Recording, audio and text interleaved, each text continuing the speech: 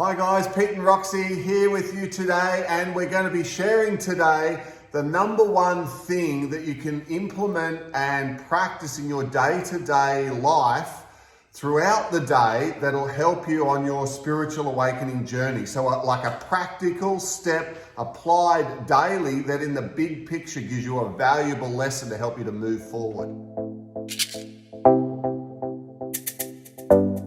So one of the fundamental things of a spiritual awakening journey and the actual process is learning to develop the skill of being the observer, and being the observer from a lot of different angles and viewpoints, and learning to have it happen more regularly. Often we can do it in reflection, in meditation, or while you're sitting quietly and you're purposely thinking of how did I respond and react to things today, and you're sort of looking back over your day and how you responded. Or if you were just in an interaction with someone and you're like, whoa, what went down then? I'm going to reflect on that, and I noticed they were like this, or they were like that, or they said this and they did that. And then the next step, of course, is you go, how did I respond to that?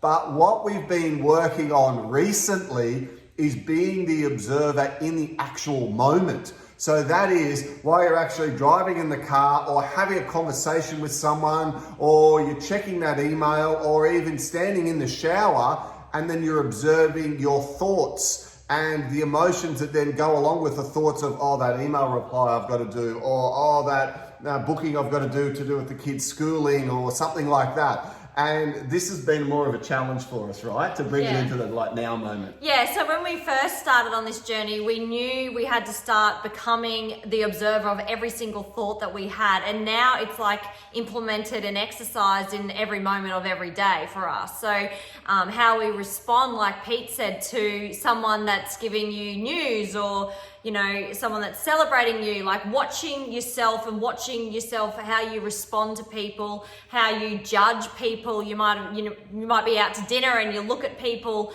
and you judge what they wear. So being the observer of what you're doing and judging, or how you look at someone. Do you look at them with love and kindness and congratulate that and be the observer of congratulating yourself? Or do you look at them and judge? Like all of this is becoming super, super conscious. Another thing is how the energy and how you feel when you go into like the shops or the room, being conscious of the shifts in energy, because it happens for me. I go into the shopping center and all of a sudden I feel a little bit lightheaded and not quite here, and like I'm fed and watered and slept and everything. It's not that I'm low in anything. It's just my energy. I'm noticing and observing my energy being shifted when there's other beings around. Like a low vibe environment, you can pick up on that. Yeah, low vibes and people that are unhealed. Obviously, when we're around our family, on Pete's family, we've done a lot of work and elevated, and we're getting a lot of downloads and in this higher energy flow. I don't seem to get it. It's only in certain areas like the shops.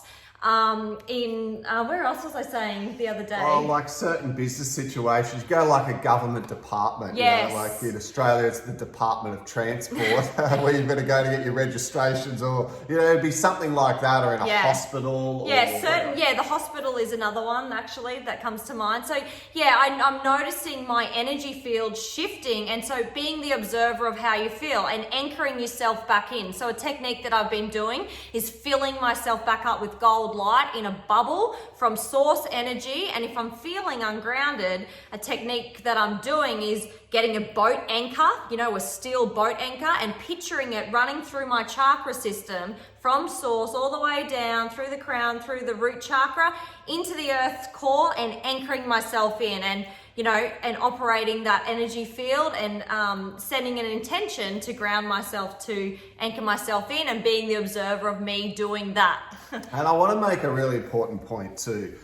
This of being the observer, and sitting there and going, oh, poor this person, they must be in pain, and look at the way they're giving me the finger, or they're being hopeless on the road, or whatever they're doing, and you go to that place. But I want to be straight up and say, there's sometimes when I'm waking in the morning and I'm thinking about how I'm going with a project or some sort of issue or problem I've got in my life, and I lie there too, and I sometimes think, oh, it's so hard. Maybe I should just give up on the whole thing. Gosh, I've been pushing at it. I felt like I've tried every different way. I want to just be real and say, sometimes I've observed myself giving myself a hard time too. Like, I'm in a low density, I'm going to doubt and worry and fear and feeling hopelessness and helplessness. And I go, whoa, what are you doing here, Pete? Come on, you're in a dip. You're filling your mind with, and I think, what's a small thing I could do to just take one step forward? What's something else that I could just focus on right now? And it's like I observe what I am doing, even if it's in a negative viewpoint, and dragging myself down.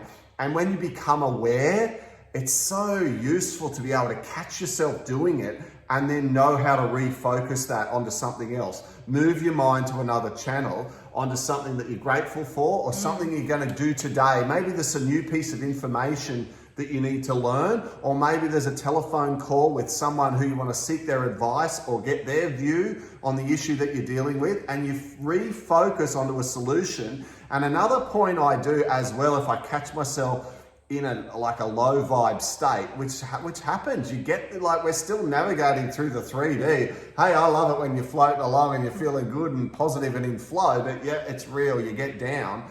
I like to break myself out of the state. So if I'm like sitting on the lounge and I'm feeling it, or I'm in bed and I'm feeling, I'll go and have a shower. I'll go and walk outside and look at nature for a little while. I'll go and make myself a cup of tea. It's like direct my mind to another channel. I've caught what I'm doing. I'm in a loop with my negative thinking. Okay, I don't want that anymore. I'm going to take positive action. Thank you, mind. I realize this is an issue, but now I'm going to direct my mind to another channel. And I find that I'm more aware of when my negative thinking's dragging me down, or when my negative emotion, my fear, I don't really get anxiety, but I get fear and I get the worry and the doubt, is it going to work? And then I think, gosh, maybe I'm not, isn't it all supposed to be in flow? Why is it so hard? Oh, well, what am I doing? And, I catch myself and I redirect that. So I want to make it clear too that being the observer can be you in interactions with other people, and it can be interactions of when there's big emotion, you got all angry or all upset or someone else did, but it can also be of your thoughts. And not always when you're like, wow, I had a great meeting with that person, or gee, though, I really appreciate that friend. I always get off the phone to them and it's such a high vibe conversation. I appreciate them having them in my life.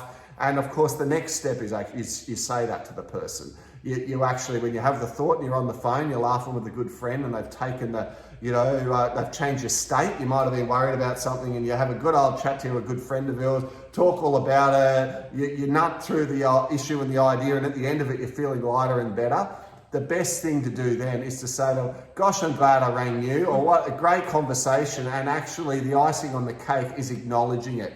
Telling the person that you appreciate them, being strong and comfortable enough in yourself to say, I value you as a friend or a brother or a mother or a sister or a business partner or whoever they are, because what we're learning to do, right, is to be the best version of ourselves. And as part of that, you learn to be more expressive, more giving. As you give of yourself, you build yourself up. That helps you to elevate, and you're putting out that wave and that vibration of gratitude. And I love Zig Ziglar's saying that I used to listen to, you can get everything you want in life if you help enough other people get what they want. So if you want to be in flow and to have happiness and good times and to feel great, give compliments, be positive, joke around with someone. If they're feeling a bit flat or low, build them up. And be aware of yourself. If you're doing it to yourself, be the observer. Remember I said in this video, it'd be the number one thing you can learn to master. And what I love about this is you don't need to be sitting in meditation or quiet reflection. Driving in the car, at work on the computer, right? It's daily. It's a daily exercise. It's rewiring your brain, your subconscious, to catch yourself on every single situation you possibly can. It's a test, it's a lesson, it's an exercise. So we're going to use this muscle regularly. We're going to catch ourselves out. And if you've realized that you're being like judging, or you're self-sabotaging thoughts, like catch yourself and ask your higher self or ask the divine for the knowing. Because if you ask for help with it, it will come to you. But all you need to do is ask. You have free will, and the guides and the divine and source don't want to come and impact you and sort of take away your free will. Take away your free will. You have to ask. You have to open that conversation up. So generally, if I'm being in this horrible mood, I'll catch myself, be the observer, number one. Number two, go, what do I need to know? What's this? What lesson is this? Like, what do I need to know about this? Why am I treating that person like this? And constantly having this conversation with your higher self or the divine to get the knowing around it. Okay? What is the lesson? What do we need to learn? I find that sometimes on social media, the judging happens as well. I noticed for myself, this happened a little while ago, and I stopped every time I caught myself. I said, why did I judge that? I would like and give them a message as a lesson, as an exercise every single time, because I wanted to pull myself up for not being loving and not showing unconditional love on social media. So if you can't be on social media without giving unconditional love, you've got to be the observer of that and realize why, and ask the knowing, why aren't you doing that? And the technique for liking and commenting with love is a good way to get yourself out of that habit.